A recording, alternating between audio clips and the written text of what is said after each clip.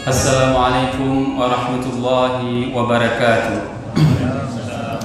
Alhamdulillahilladzi anzala ala 'abdihi al-kitaba wa lam yaj'al lahu 'iwaja. Harisun 'alaiha wa ujaba tabshiri biha wal takum minkum ummatun yad'una ila al-khair wa ya'muruna bil ma'ruf wa yanhauna 'anil munkari wa ulaika humul muflihun. Asyhadu an la ilaha illallah wa wada'a al-hujjata wa atamma al-mahajjah.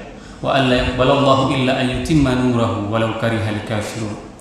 Wa asyhadu anna Muhammadan 'abduhu wa rasuluhu ballagha ar-risalah wa adda al-amanah wa nasaha al-ummah wa kashafa al-ghummah hatta atana al-yaqin lailuha kanahariha la yazighu anha illa halik.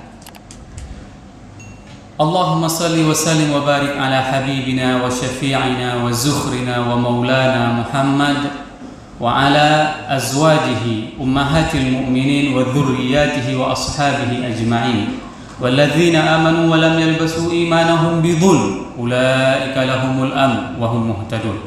Wa qala Allah ta'ala fil Qur'anil Karim a'udzu billahi minasy syaithanir rajim bismillahirrahmanirrahim qul liman man fis samawati wal ard qulillah kataba ala nafsihi ar-rahmah la yajma'annakum ila yaumil qiyamati la raiba fi alladzina khasiru anfusahum fahum la yu'minun. Shadaqallahul azim. Rabbi shrah li sadri wa yassir li amri wa hlul 'uqdatam min lisani yafqahu qawli. Amma ba'du. Hadirin jamaah salat Isya dan tarawih yang dirahmati Allah, mari sama-sama kita panjatkan puji dan syukur kita kepada Allah yang telah memberikan nikmat iman kepada kita sehingga walaupun hujan mengguyur membasahi bumi di malam yang penuh dengan keberkahan ini, namun kita masih dapat melangkahkan kaki kita ke tempat yang penuh dengan keberkahan ini.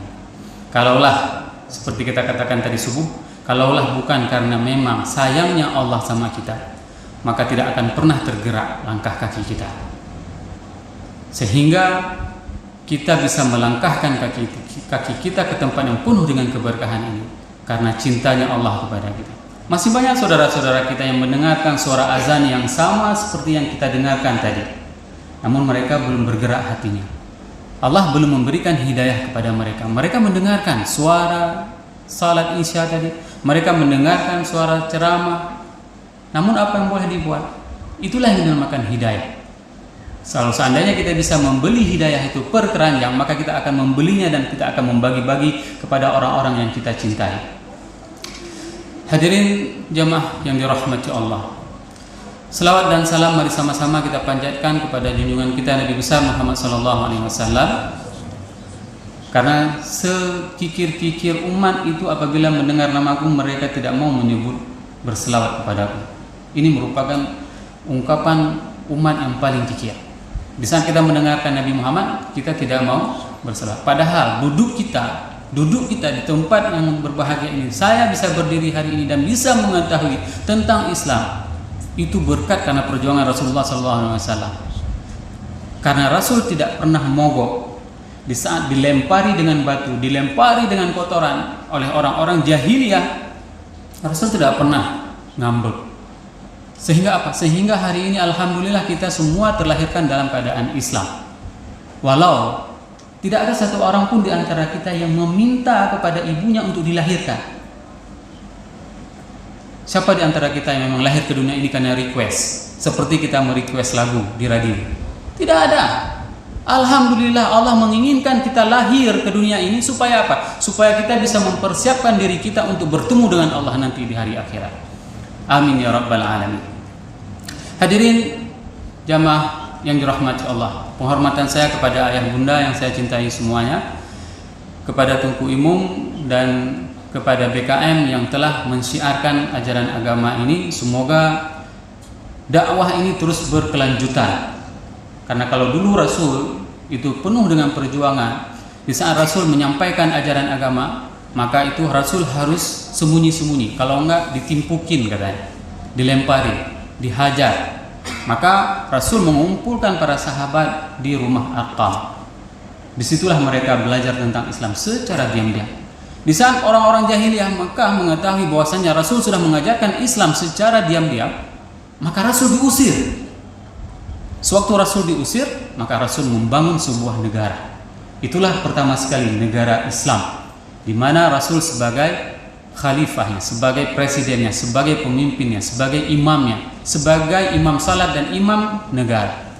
Ini sebenarnya merupakan konsep yang diajarkan oleh Rasulullah SAW kepada umatnya agar tidak mengambil ajaran Islam itu part of, bagian-bagian terpenting saja kita mengambil Islam. Di mana kita mengambil Islam?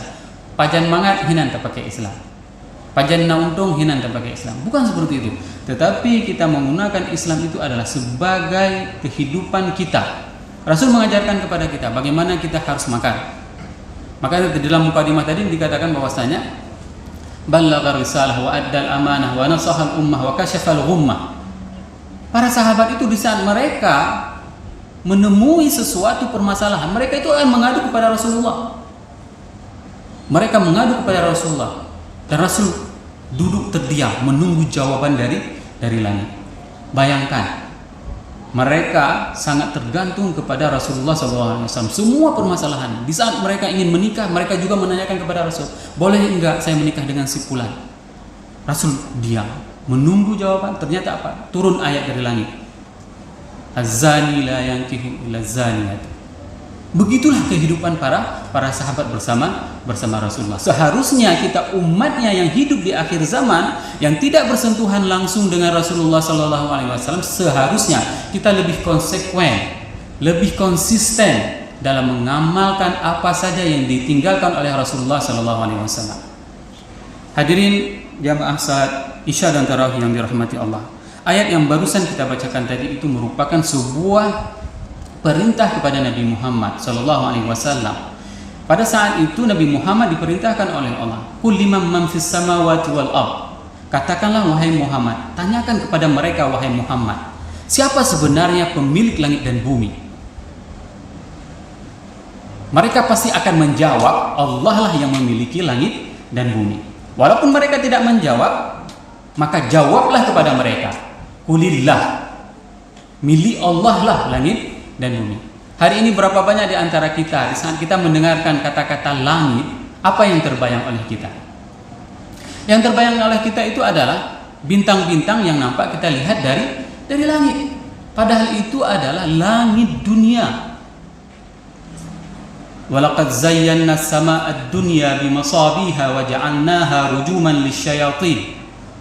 Kalau kita mendengarkan ada petir, itu menandakan bahwasanya itu adalah malaikat sedang menghajar iblis yang berusaha untuk mencuri berita ke langit. Itu yang dinamakan dengan redu, ar-ra'du, ya. Itu yang dinamakan dengan redu, gerudung. Itu pukulan malaikat menghantam iblis yang mencoba untuk mencuri informasi di langit. Nah, langit yang ada di dunia ini yang mata kita memandang itu adalah baru tatanan satu tata surya kita yang dinamakan dengan galaksi Bima Sakti.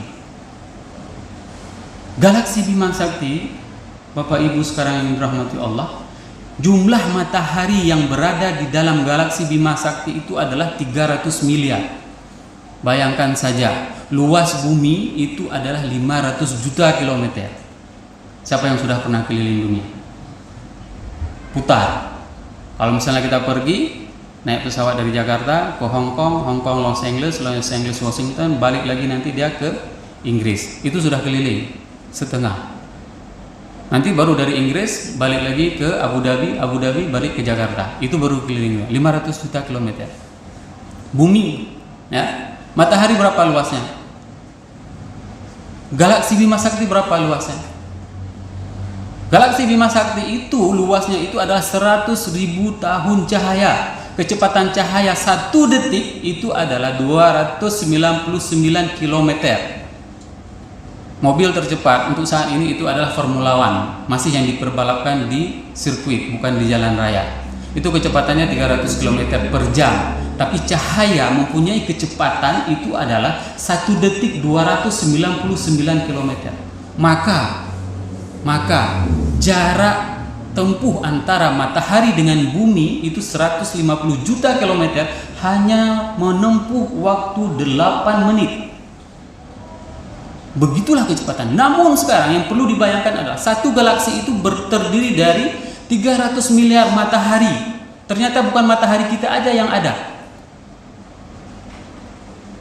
300 miliar ini menjadi satu titik kecil yang ukurannya itu 100.000 tahun cahaya. Satu titik kecil ini dinamakan dengan galaksi Bima Sakti.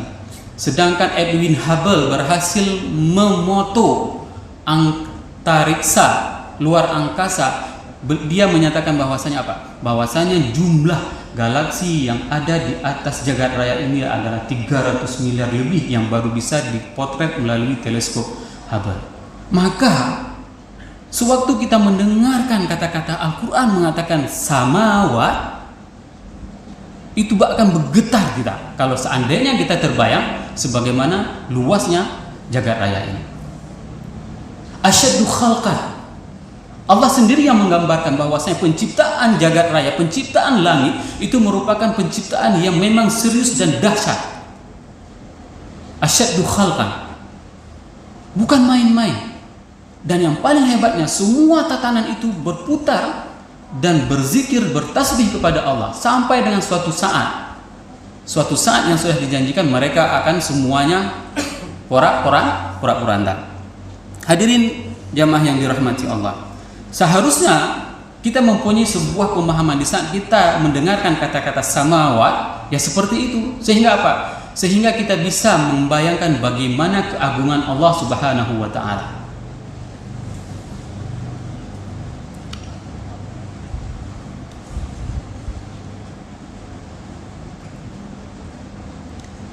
Selanjutnya Allah berfirman, kataba ala nafsihi rahmah. Allah mewajibkan atas dirinya sifat kasih sayang.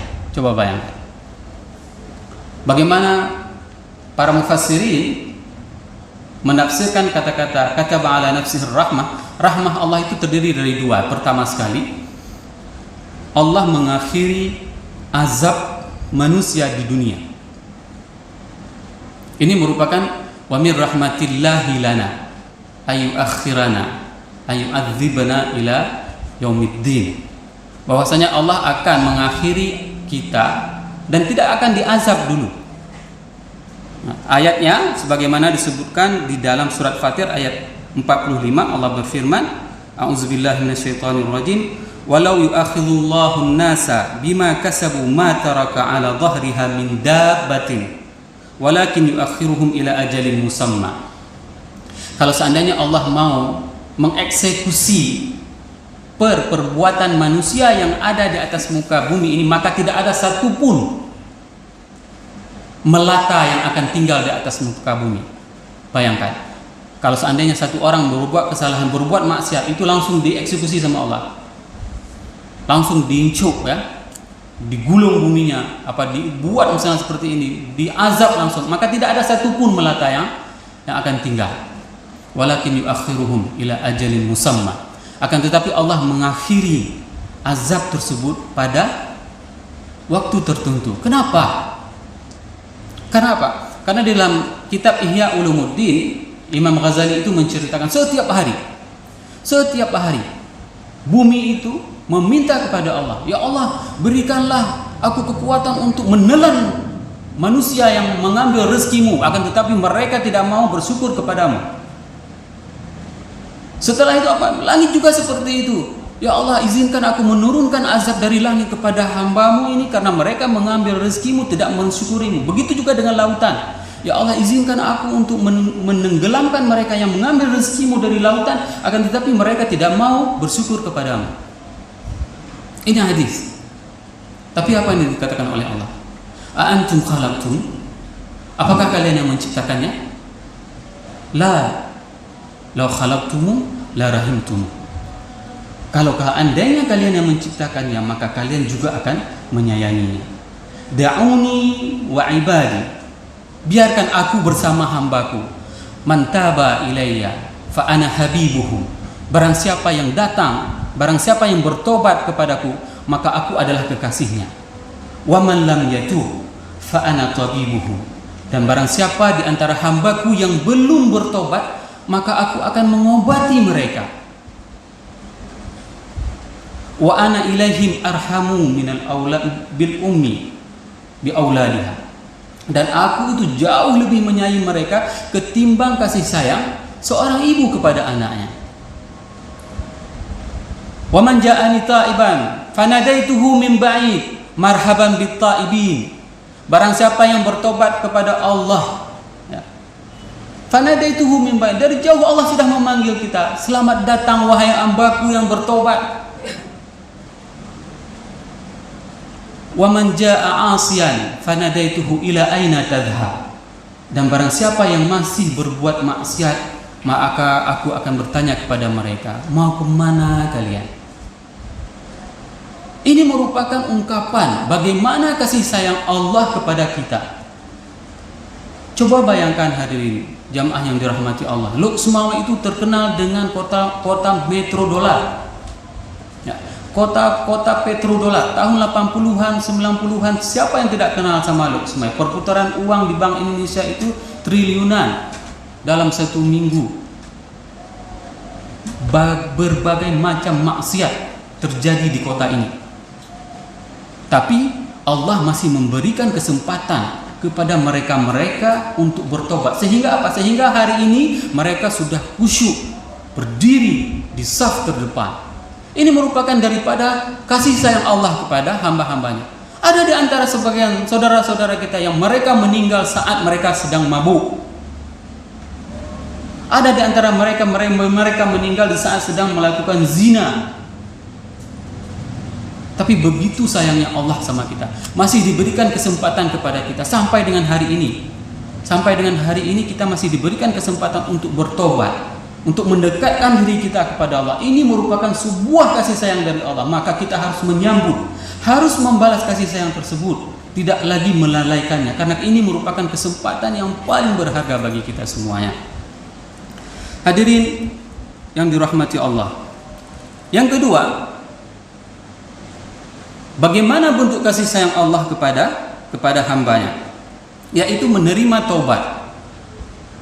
Allah berfirman di dalam surat Al-Hajr yang berbunyi, a'udzubillahi minasyaitonirrajim, bismillahirrahmanirrahim, nabbi ibadi anni anal ghafurur rahim. Wahai Muhammad, sampaikan kepada hambaku bahwasanya aku ini adalah ghafurur rahim. Bagaimana kasih sayang Allah? Suatu hari di dalam peperangan Taif itu merupakan salah satu peperangan yang memakan waktu yang paling lama setelah Futuhul Makkah. Ya, peperangan Taif itu adalah peperangan yang menghabiskan waktu 40 hari dalam beberapa riwayat hadis diceritakan seperti itu.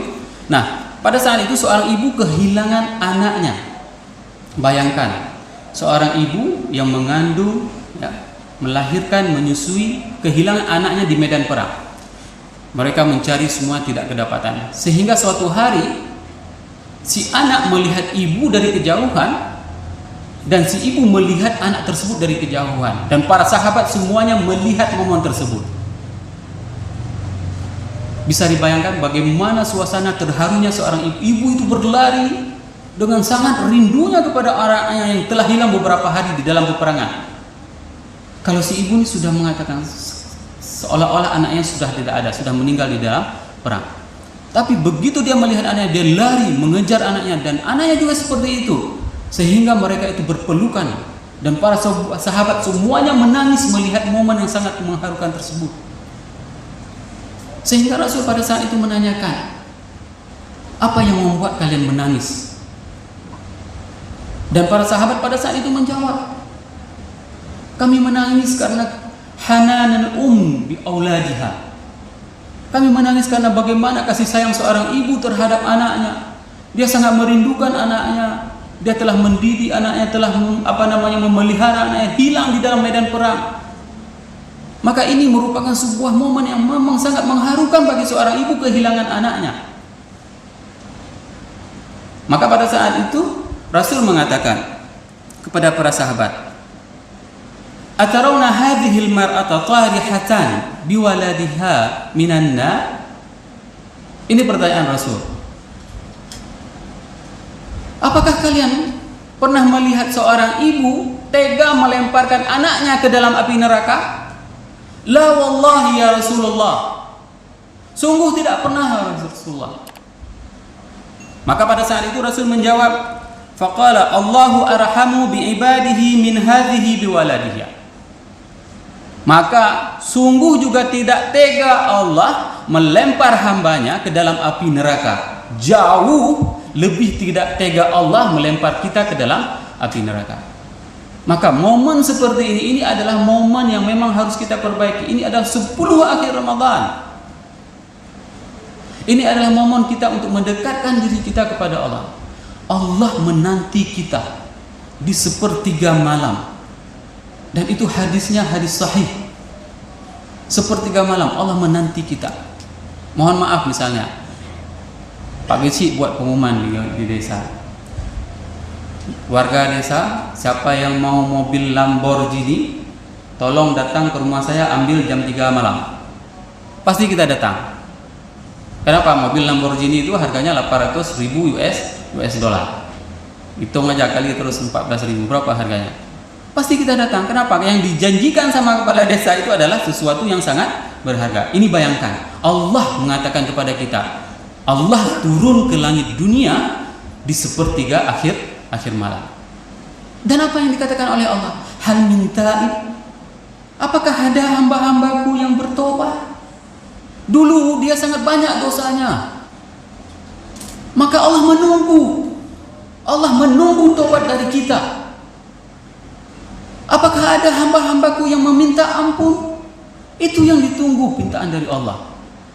Kenapa sekarang di saat kita sudah tahu dengan jelas bahwasanya itu adalah sesuatu yang paling berharga, namun kita tidak mau melakukannya? Kita masih lebih memilih menyembunyikan tubuh kita ini di bawah spring bed, di bawah selimut, di bawah bed cover. Ini adalah pilihan yang membuat kita tidak mau mencintai Allah. Kita tidak mau membalas segala kebaikan yang Allah berikan kepada kita, sehingga kita lebih memilih untuk tidur di tempat kasur yang empuk. Rasulullah SAW, kalau misalnya Bapak Ibu pernah pergi ke Masjid Nabawi dan pernah melihat, misalnya gambarannya ini adalah raudhah dan itu adalah rumah Rasul di dinding itu, maka tiang pertama, ini kalau ini saf pertama, tiang pertama di sana itu namanya tiang sarir. Pelepah kurma itu adalah tempat Rasul bersandar, di mana Rasul lelah tahajud. Ustuwanatus sarir namanya. Di situ Rasul lelah tidur di atas pelepah kurma. Gemes hadi. Bak tiang kurma. Begitulah Rasul seriusnya beribadah memuji Allah. Bahkan Rasul itu sudah dijamin masuk surga, sudah dijamin semuanya kekasih Allah, tapi Rasul ingin menunjukkan kamaliyatil ubudiyah. Rasul menunjukkan kepada umatnya, beginilah perfeksionalisme, ya. Beginilah perbuatan ibadah itu memang harus dilakukan secara sebaik-baik mungkin. Berapa banyak di antara kita yang pernah salat tahajud sampai kaki kita bengkak? Tidak ada. Rasul itu sampai ditegur, ta'ha rijlika lil ard, letakkanlah kakimu ke bumi. Kenapa? Karena yang sudah bengkak, nggak sanggup lagi.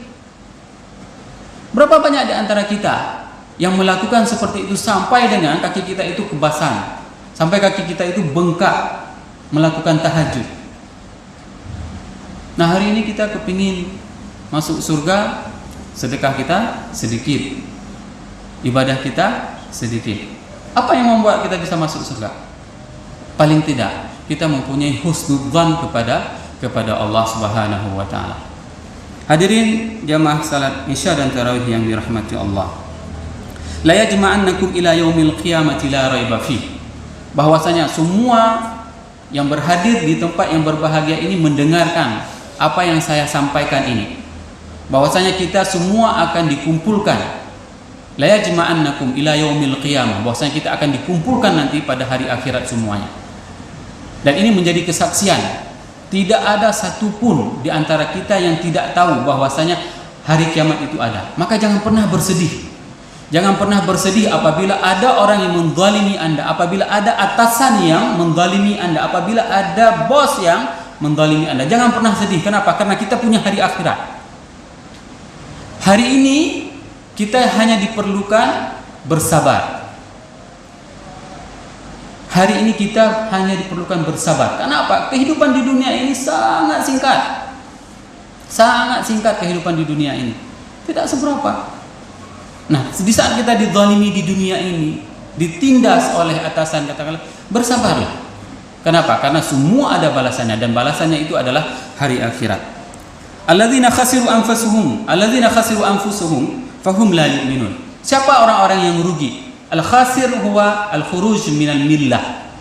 Mereka itu adalah orang-orang yang keluar dari ketaatan kepada Allah Subhanahu wa ta'ala. Itulah orang-orang yang paling rugi. Bayangkan, Allah sudah memberikan utusan, telah mengirim Rasulullah SAW menyampaikan ajaran agamanya kepada kita.